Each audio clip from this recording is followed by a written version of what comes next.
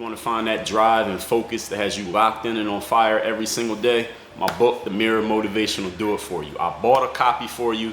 You take care of the shipping. The book is free. Click the link down there. I got you. DreAllDay.com. Now tuned in to the show where you learn the discipline to show up day after day to do the work, the confidence to put yourself out there boldly and authentically, and the mental toughness to continue showing up, doing the work, putting yourself out there even when the success you've expected to achieve has yet to be achieved. And on top of all this, you get a huge dose of personal initiative, the go-getter energy that moves you, me, and anyone else to make things happen instead of waiting for things to happen. Putting all this together, you get the mindset, the method, the podcast known as Work on Your Game. My name is Dre Baldwin, also known as Dre All Day. Welcome to the show. Today's topic is how I got here. Who the hell is Dre Baldwin?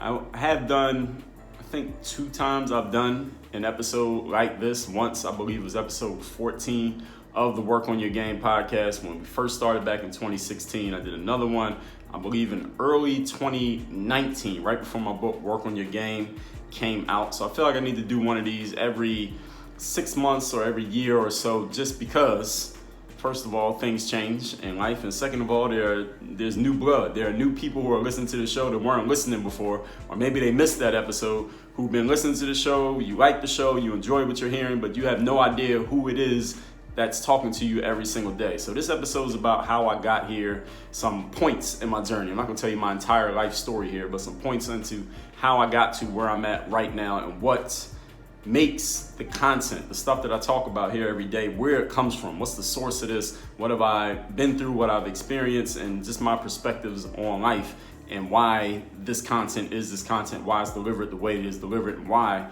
you can't get this anywhere else. So I feel like, as I said, I should do this every 6 months or a year or so, just so people know. If you create content in any form, whether that's written format, audio, or video, or a combination of the three, you need to be doing this also. You need to be telling people who you are, where you're from, what your experiences are, what your opinions are, how you came to form these opinions, why you're doing the things that you're doing. So follow the blueprint that you're going to hear in today's episode. So I've just broke this down into points. How many points we got here? 8 points that I'm going to break this whole story down into, at least the parts I'm going to share with you. Point number 1, I'll give you the backstory. I wanted to be somebody. That's the backstory. I knew from an early age, a young age, that I wanted to be somebody. I wanted people to know who I was. I didn't know how many people, I didn't know where, I didn't know through what. I had no idea what vehicle was going to get me there. I just knew that I wanted people to know who I was, that maybe if I walked into a room, people knew me, or we didn't even know the internet as we know it these days with our devices, our tablets and laptops and phones. None of us knew in the 80s or the 90s that any of this was going to come to exist. So I wasn't thinking the internet. I was just thinking I wanted people to know who I was. But again, I didn't know how, I didn't know where, when. I couldn't even have explained why. I just knew who was me, and I knew what. I wanted people to know who I was. That was the backstory to my life. I eventually, as I got into my early teen years, from Philadelphia, PA, by the way, I chose sports as the vehicle that was going to get me there. And later on, my sport was basketball. And then later on, I chose thought leadership as the way that I could get people to know who I am, which is what I do now. Thought leadership basically meaning you corner a certain topic or topics, plural, and you're talking about them, sharing what you know, your experiences, your insights, your opinions, your angles on it, and you're helping other people in that specific area, and you become a person who's looked to, a person who is counted on, a person who is trusted as an authority on a certain subject. That's what we call thought leadership. So thought leaders are people who you may hear having podcasts, making YouTube videos, writing books, making online courses, doing speaking engagements, maybe do a TED Talk, maybe be a consultant or a coach to other people. All of that is thought leadership. When you're establishing yourself as someone who really knows a certain topic or a certain area or areas very well, and people are knowing you for it and trusting you for it, that's a thought leader. So that was the next vehicle. After sports, that became the next vehicle because I knew I couldn't play sports forever. And we'll get into a little bit of what happened in that sport being basketball as we go on here. So I had, of course, even though that was the backstory, the overall foundation was I wanted people to know who I was. I wanted to be somebody.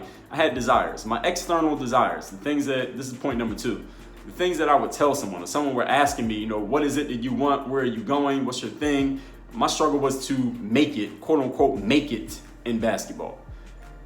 Make it first meant make the high school basketball team. I didn't start playing basketball until I was about 14 years old. Before that, I had played baseball, and I wasn't really good at baseball. So when I finally stopped playing baseball, started playing basketball, I realized a lot of players had been playing a lot longer than me, so they were just better players than me. They had more experience, more confidence, more everything in basketball. They had more of a foot in the door, so to speak, than I had. So my external struggle was first to make it on my high school team, which I eventually did as a senior. Sat the bench, only averaged 2 points a game the 1 year I played varsity basketball. Then I wanted to make it by playing college basketball.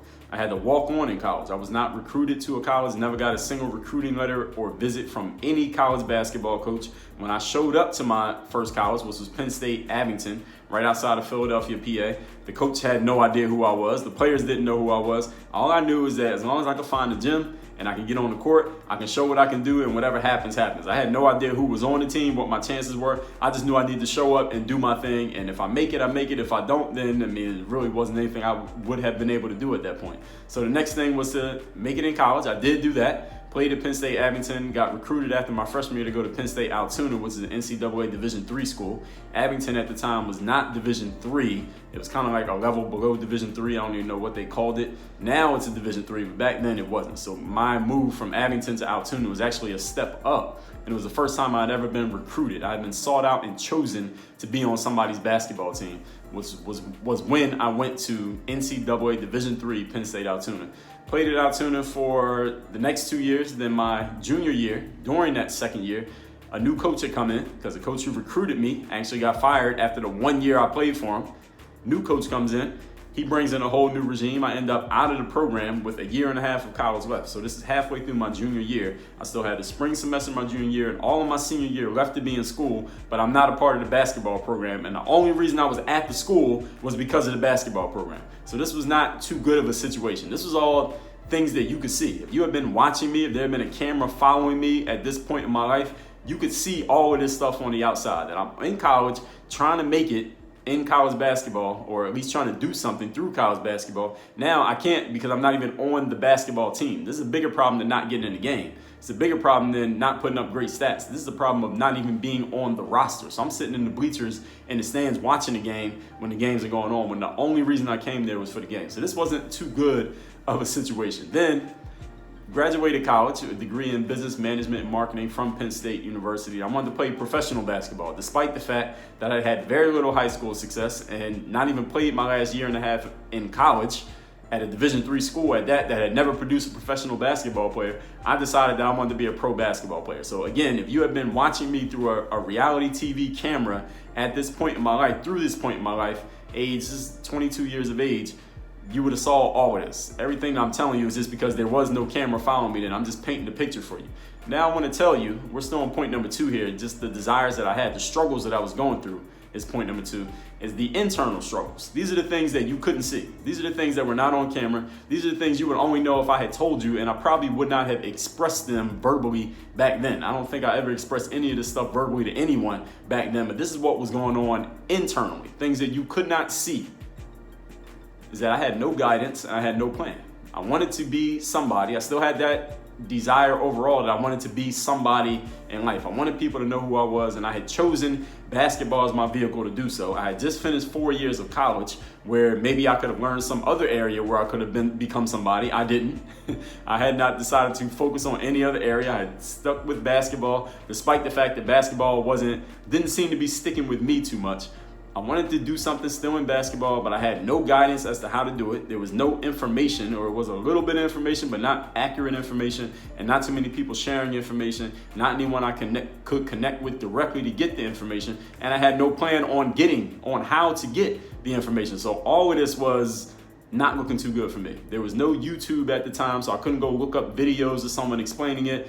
There maybe podcasting existed, I'm not sure, but if it did, I didn't know about it, and there wasn't anybody podcasting about playing basketball overseas or how to do it. I had no mentors. No one in my family was a basketball player. None of the people from my neighborhood had played professional basketball. None of the coaches in the neighborhood had ever really taken me under their wing, and they hadn't played either, so it's not like I could ask them even if I wanted to. So I had no mentors, no way to find the information, but I know I needed some information. I wanted to somehow outdo all the naysayers, though. This was the internal struggle.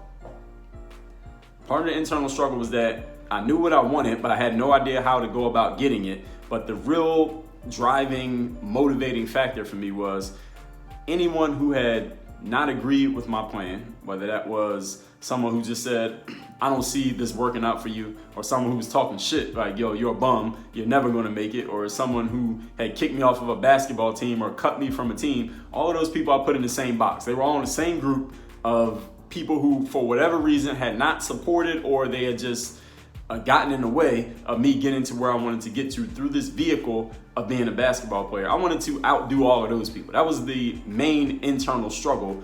But even though I wanted to do these things, I had no idea how to do it. But this mattered the most to me. The internal struggle mattered way more to me than what was going on the outside.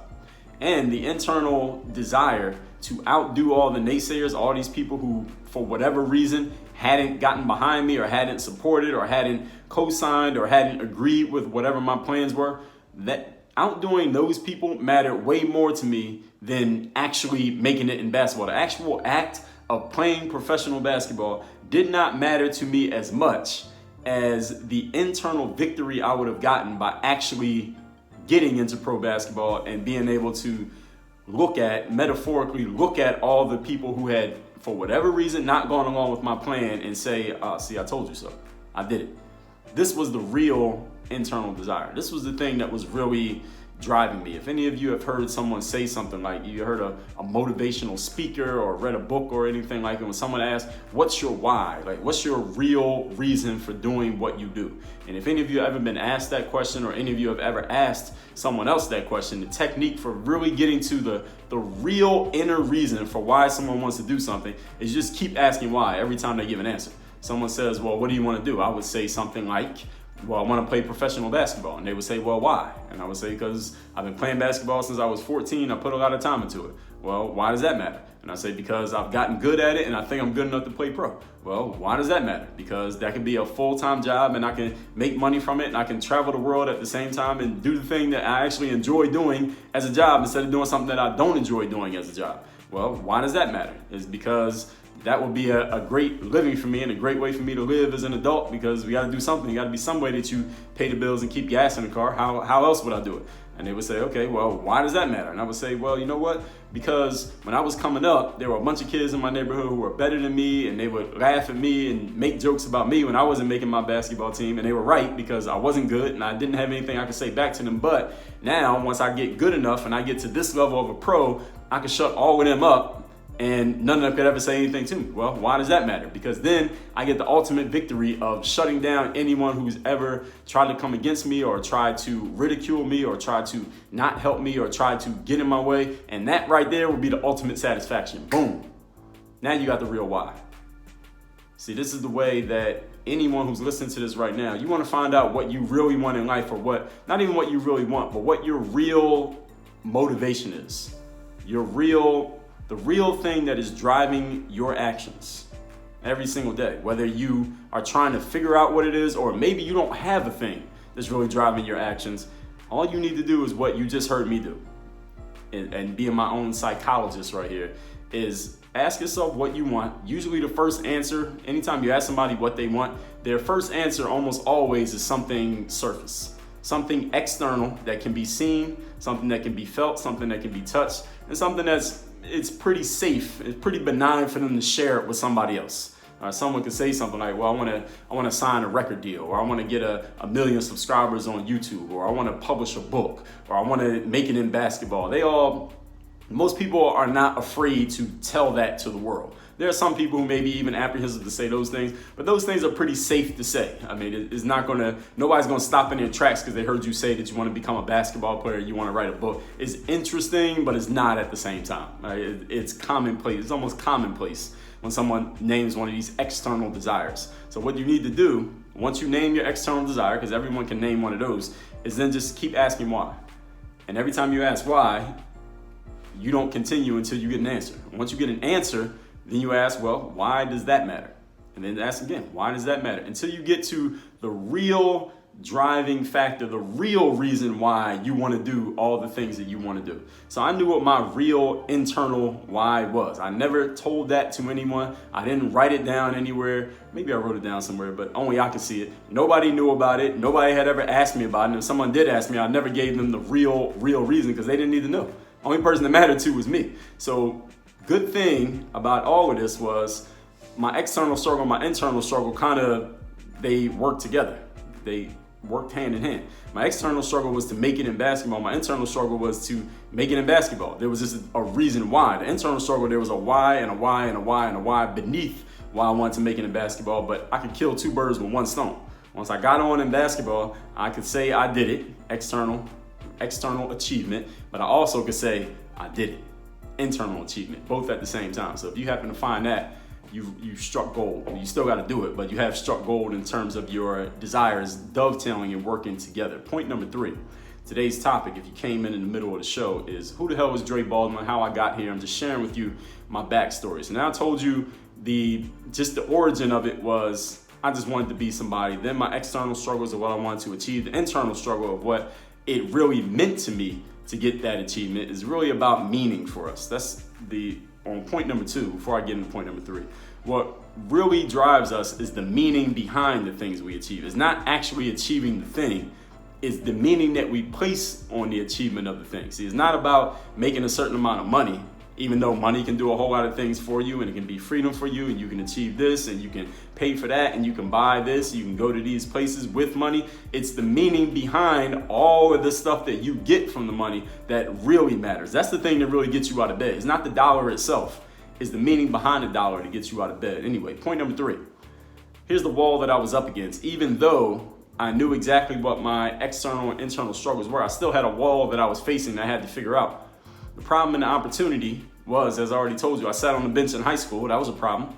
Got past high school, then I was in college. I had to walk on, had to earn my way even onto the team. That was the wall. I got past that. Then in college, I got kicked off the team. That was another wall. I had to eventually get past that. Then I wanted to play pro ball. That was another wall that I had to get over. So already, by the time I was 22 years old, just becoming an adult, I already had to leap over 4 different walls just to even have a chance at doing this thing called playing basketball for a living. I worked a couple of regular jobs after college, and it looked like this situation was pretty much a wrap. Like, this is not going to work out. After making it over the high school wall, then the walk-on wall, then the getting kicked off the college team wall, now trying to play pro ball, looking at that wall, it looked like a wrap. I'm working at Foot Locker, I worked at Bally Total Fitness. Anyone, again, that reality TV show camera, that hidden camera, just follow me around everywhere I went. At this point in my life, 23 years old, 1 year removed from a college graduation, it looked like, all right, this is pretty much over. I don't know what this guy's going to become, but it ain't going to be a basketball player. I don't know if he's going to become somebody. I don't know how, because it don't look like ain't too many somebodies managing Foot Lockers. Can you name one?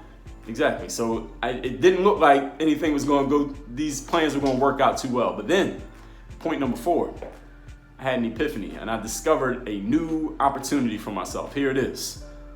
Someone told me, or I found out about these things called exposure camps. If you don't know what an exposure camp is, it's basically a job fair, but in sports, in basketball in particular, it's for athletes. So it's not just to go and talk to people and pitch yourself for a job. It's actually for you to go and play your sport in front of some people who could possibly help you get a job. You actually had to perform your duties in front of people, and they can decide right there through the eye test. They can see you playing, and they can make their decisions right there on the spot, whether to look deeper into you, maybe make a note on you, maybe offer you a contract right there on the spot. So when I went to this exposure camp, I also realized that I had this natural ability to sell myself. And I knew about selling myself going back in the story, actually. When I was in college, my freshman year, I had a job at this place called Hat World. And any of you who's been to maybe a mall somewhere there where you live, maybe you've seen a Hat World. But I worked at Hat World for not too long, a few months my freshman year of college. And there was a manager there, I forget the woman's name, but I remember I saw her. Not last time, but maybe 4 years ago I was in Philadelphia, and I went into a Hat World, and she was in there working. And it was a lot of people in the store at that time, and I saw her and I recognized her, but I didn't remember her name. And she might have saw me, but maybe she didn't remember me. She didn't say anything. But I saw this woman. I can't remember her name even now. But anyway, when I would talk to her, she would tell me about all these jobs that she had because she had been in retail management for years. She was like a career retail manager. She'd been a manager at all these different stores, usually places that you find in malls. So I guess that's how she got the job at Hat World. But I would ask her, because she would just tell me how she had this job, and she got that job, and she got that job. She had all these jobs. And I'm like 19 years old. Now, I don't know how any of you teenagers who's listening to this now, or any of you parents who have teenage kids, I don't know how kids are coming up these days. I don't have any kids. But back then for us, from age 15 on, we were trying to get jobs. We would go to the mall and go into all our favorite stores, like the shoe stores, the sneaker stores, maybe some clothing stores, a music store, back when there were music stores. And we would ask for applications, like, hey, can I get an application? Then we would take the applications, however many we got, whether it be one to McDonald's, one to Burger King, one to Foot Locker, one to Champ Sports, one to, there's a music store called Sam Goody, then there's one called FYE, maybe the Gap, whatever places. We'd grab all these applications, then we would go to the food court, and we would sit down in the food court with an ink pen, and we would fill out all of these applications right there on the spot, right there in the mall, fill out the applications, then we go right back to all the same stores we got an application from. And oh yeah, back then we talking paper applications, y'all. There's no apply online. There's no such thing. That phrase didn't exist. So we would go write out all these applications, and then we go right back to all these same stores and hand in our applications and hope somebody gave us a call. Most of the time it didn't work. But anyway, the reason I'm telling you that is to tell you that this woman who was the manager at Hat World, because when she told me all these jobs that she got, she said, I would interview for the job and they hired me for the job. I was fascinated. I was like, man, how are you able to get hired for every job you went to apply for? I got applied for a whole bunch of jobs and I wasn't getting hired. I got hired at some of them because I was persistent, but a lot of jobs that I applied for, I never got hired at. When I was a teen, applying at Foot Locker every month, every summer, I never got a call back. I never got an interview, let alone did I get hired. I got hired at Foot Locker after college, online, ironically. But she would say, this is the phrase she always used. She said, every time I went to an interview, I would just sell myself. I would sell myself. And I never heard anyone ever use that phrase before. That was the first time I ever heard that phrase. 19 years old, she said, I would sell myself. Every job interview, I just sold myself, and that's how I got the job. And I would ask her more questions about that. So that phrase right there, once it kind of got like etched in stone in my mind, sell yourself. Once I learned that that's the way that you can get people to pay attention to you, sell you, you basically talk yourself up so that they come to agree with the things that you're saying, as long as they're truthful, as long as you can prove them. So when I went to this exposure camp, going fast forwarding in this story, go to this exposure camp 2005, I played pretty well. I got a nice scouting report. I got the footage from the game, and off the idea of what my Hat World manager had told me about selling yourself, I had this VHS tape of the footage of the game, got it on the CD, put it on this new website called youtube.com. Then social media came out. So right now I'm giving you like a 5-year span of things happening in about 30 seconds. And this is when I discovered the power of selling myself.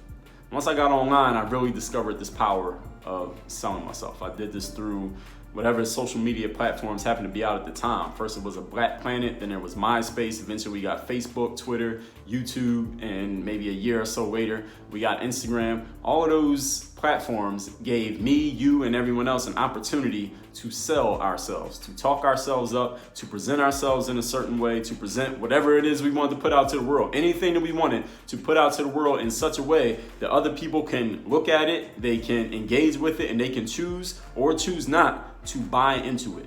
That opportunity of the internet becoming what it has become even to this day was huge for me. So once I got some material that actually proved that the things that I was saying about myself were actually true, then I could talk myself up, sell myself, get other people to agree with my sales pitch, and then get them to do what I wanted them to do. This was like a huge breakthrough for me once I saw that this was the thing. So my plan, moving into point number 5, today's topic once again is who the hell is Dre Baldwin, how I got here, my backstory for those of you who don't know. My plan at this point, we're on point number 5, to achieve my outcome. Again, remember my outcome was not just to make it in pro basketball. It wasn't just to get a job. It wasn't to sell myself. It was for people to know who I was. So my plan to achieve that desire was, all right, I'm going to go play overseas because I got this footage, right? I got this footage of myself playing. I got this scouting report. I went to the exposure camp, did my thing, and then I'll figure out the rest later. I'm just going to play overseas. That's going to be my first step to getting people to know who I am. And then I'll figure out the rest later. Point number 6, there was a conflict. Things didn't always work out. Along the way of me doing this play overseas thing, which lasted 9 years, but it was an up and down 9 years. There was conflicts and successes back and forth during this 9-year period. The major conflict was I was not always employed. Now, if you want to be a professional at anything, not having a job at that thing at a time when in something where in which you can't be a basketball entrepreneur. There's no such thing. All right? You're either on a team or you're not. So I wasn't on a team. I was not always employed, and this is a big conflict in my career as a basketball player. And I realized after some years that I had no control over my career. The only person who called the shot in my career and basically in my life, because I was dedicating my life to making this my profession, was whatever team or agent decided to sign me and furnish me an opportunity.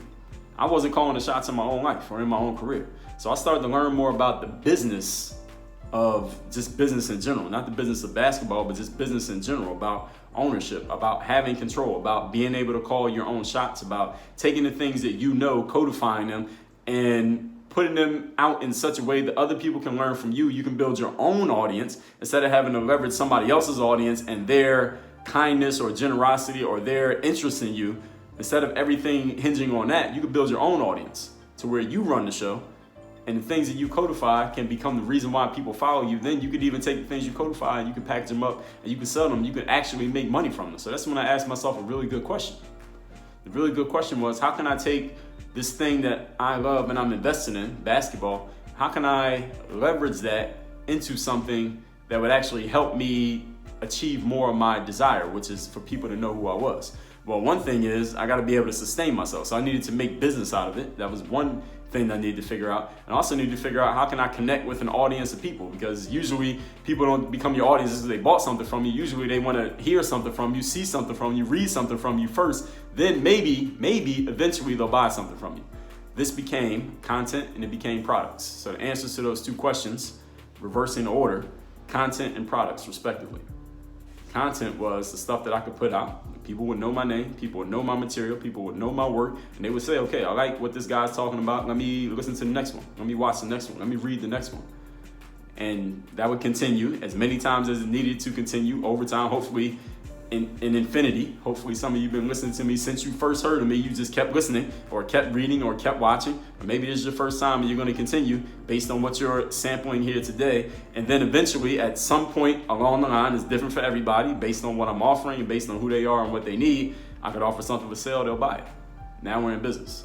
So I was able to handle both of those at the exact same time just by asking myself a good question. How can I take what I'm already invested in and leverage it into this thing that I'm learning about? Already invested in was basketball and the experiences that I had gone through. And what I didn't even realize was an opportunity was the mindset tools that I had developed along the way. I didn't even realize that that was an opportunity until someone started asking me when I was posting these basketball videos to YouTube on social media. Someone asked me, hey, how did you develop the discipline to show up every day and keep working on your game? Or how do you have the confidence to put yourself out there and play your best in a live game when there's a whole bunch of people watching? Or how did you stay mentally tough enough to keep working on your game and keep trying in basketball when you had all of these setbacks, you came up against all of these walls, and it didn't seem it was ever going to work out? What was it that kept you going?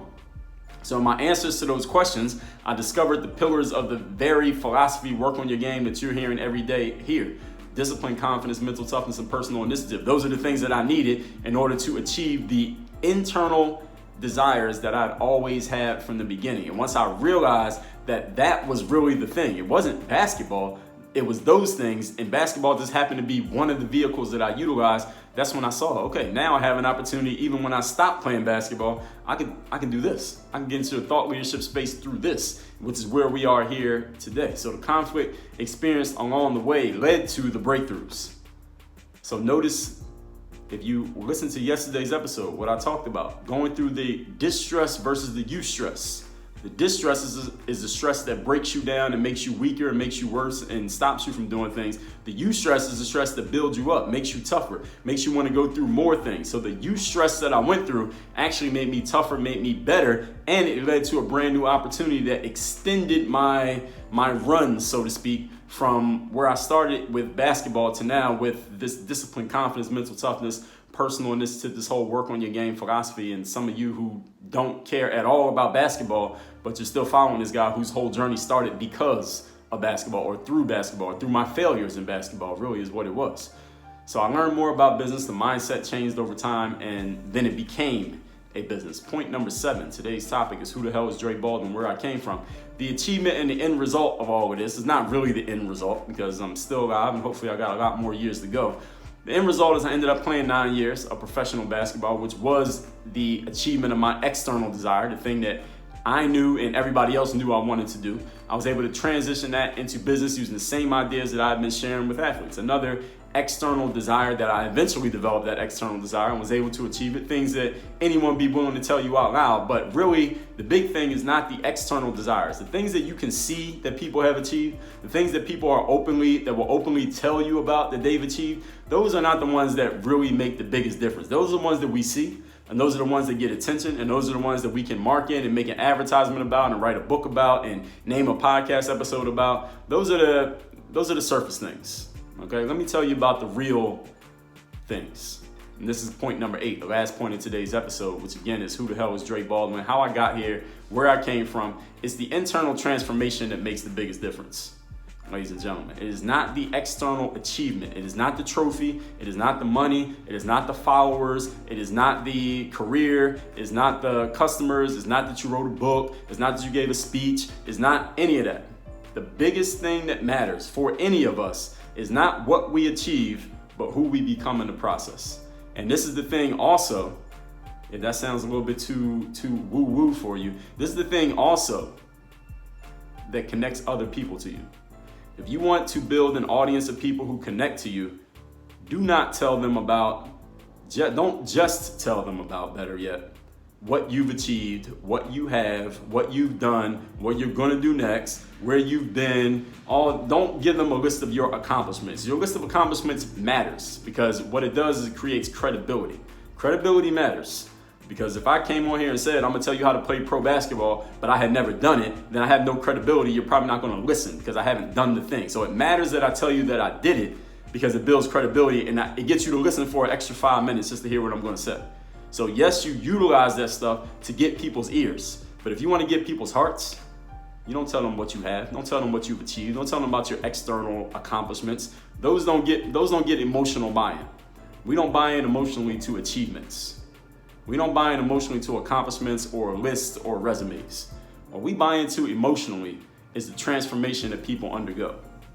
Because, see, what you need to understand is I would guess that 99% of you listening to this right now are not trying to become a professional basketball player. You may not want to launch a podcast. You may not want to give a TED Talk. You may not even want to be an entrepreneur, even though you will be an entrepreneur sometime in the future. I talked about that last week's episode, or a couple weeks ago episode. You may not want to achieve any of the things that I have achieved, or maybe anything that's even tangential to the things that I have achieved. But what would connect you and me is the transformation that I underwent in the process of doing the things that I wanted to do. It doesn't matter what they are. Transformation is this, is that I knew I wanted to become somebody, but that real reason, like I talked about when I kept asking myself why, I wanted to outdo all of the people that in my mind, they didn't do it, but in my mind, I made up the story that these people were trying to beat me, that these people were against me, that these people were my competition. I made that story up. It wasn't like all these people were against me. I was a nobody in basketball. So I didn't have, and not like I had a legion of haters just waiting for me to fail. Like I was already failing. They didn't have to wait. So it wasn't that. I created the story in my own mind that I had to beat these people. And the transformation was I was able to do it. In my mind, I was able to do it by achieving what I achieved. And because I did that, I was able to, because in the process of doing that is a better way of putting it, I developed this really strong discipline to keep doing the work every single day, even when I didn't feel like it. Not because I'm just this super disciplined person and I was just born this way. Not because somebody taught me discipline. Not because I read a book about discipline. I said, all right, I'm gonna just do that. The reason I was able to stay disciplined is because I was so connected to the internal desire that I was willing to do the work consistently, even when the work was not producing results. That's how I became disciplined. That was the transformation. And because of that discipline, combined with me choosing wisely in what I was gonna do with my abilities, my potential, my talent, choosing wisely, finding the right vehicle for doing it and achieving it, I became more confident. Knowing that, okay, if I put this combination together in anything that I'm doing, I'm going to achieve achievements. That was the transformation. Then it was me knowing, okay, anything that I'm going up against, if I use this exact same formula, I can achieve what I want. I know what the formula is. The formula is the discipline to show up every day to do the work, the confidence to put yourself out there boldly and authentically, the mental toughness to continue showing up, doing the work, putting yourself out there even when the success is yet to be achieved, and the personal initiative, the go-getter energy to go make things happen instead of waiting for things to happen. Putting all this together, the mindset, the method, the philosophy called work on your game will produce an outcome. I knew it. I live it. I represent it. If you have ever met me, if you ever read anything that I've written, if you've consumed any of my content outside of this podcast, you know that this podcast is not a show. This podcast is not something I just put on when the camera comes on. This is something that I have lived. That was a transformation. Everything that I talk about here on the show, all 1,200 plus episodes, are things that I truly believe because I've lived them. I've been through them. I know them. That's the transformation. And because of that transformation, that's what will connect a person to you. So I'm not my transformation. Maybe my transformation will connect me to you if it's a connection for you. If this is something that you're looking for, something that I've said here today is something that you're looking for. Now I have your ear. Now you'll listen to the next one. If it's not, then maybe you won't. Maybe you might need to connect with someone else's transformation that they've gone through. And as you share your transformation, the people who are looking for what you're looking for, they're going to connect with you. This is the way that it works. Again, this is the emphasis point that I want you to get from everything I've shared with you here today. People do not connect with your accomplishments. They do not connect with your resume. They do not connect with your trophies or your followers or your money or your products or your services. They connect with the transformation that they are seeking to achieve if they hear that you've achieved at least some part of that transformation yourself, because they're looking for the same thing that you did. That's what people connect with. So if you want to really emphasize, when you want to tell people about yourself, this is the part that you need to get to. Not just what you've done or what you have or where you've been or where you're going. That's cool. Again, it'll get me to pay attention if I'm looking for any of that or if I find it interesting. But what's really going to get me to connect with you and say, man, where are you going to be next? I need to find out about it. It's a transformation. And most people, most experts out there who are gurus, thought leaders, influencers, whatever, when they're sharing their stories, a lot of them fail to emphasize the transformation. And when you fail to emphasize the transformation, you're blowing a golden opportunity to create a follower, a devoted fan or follower or customer or audience member who would have become one had you shared the transformation. But because you dropped the ball and you didn't share it, now they don't know. They don't know if you're really what they're looking for. Really, really good information. If you're really great at it, you can hook some people in with that. I think my information is really good. I think my explanations are really good. And maybe some people hooked into that, but without knowing the transformation that I underwent in order to get there, it doesn't really get them. If you want to really get people, you got to share that. So let's recap here today's topic, which is who the hell is Dre Baldwin, how I got here. I mean, this is a story that I told you here, so I'll go through it quickly. The backstory was I wanted to be somebody. I didn't know how, when, where, or what, but I chose a vehicle of sports, and later on, it became thought leadership. Point two, my desires. External struggle was I wanted to make it in basketball, high school, then college, then pro, but the internal struggle was I had no guidance, no plan, no internet, no mentors, but I wanted to somehow outdo anyone who had been against me in any way, shape, or form, and that mattered to me way more than the actual achievement itself. It mattered to me what I was going to be able to see when I looked in the mirror more than it mattered what was in a newspaper or what was on a website or how many trophies I had on my mantle. It was what I felt about me that I was really looking to change. Point number three, the wall I was up against was I was sat on the bench in high school, then I had to walk on in college, then I got kicked off the team in college, then I had no leads for playing pro ball, then I was working regular jobs after college. Everything looked like a wrap. Point number four, the epiphany I had, new opportunity was I can go to an exposure camp and this idea of selling myself that my manager at Hat World taught me. Then that VHS tape that became my first YouTube video, then the advent of social media, all that became new opportunities for me if I had been able to leverage them. Point number five, my plan to achieve my desire was to play overseas and then figure out the rest later. That was my plan. Point number six, the conflict along the way was I wasn't even always unemployed. So my plan wasn't too sound of a plan. I want you to understand that my plan wasn't that great of a plan. I did not have this great master plan, but I was willing to act on a plan that was faulty even though I knew it was faulty.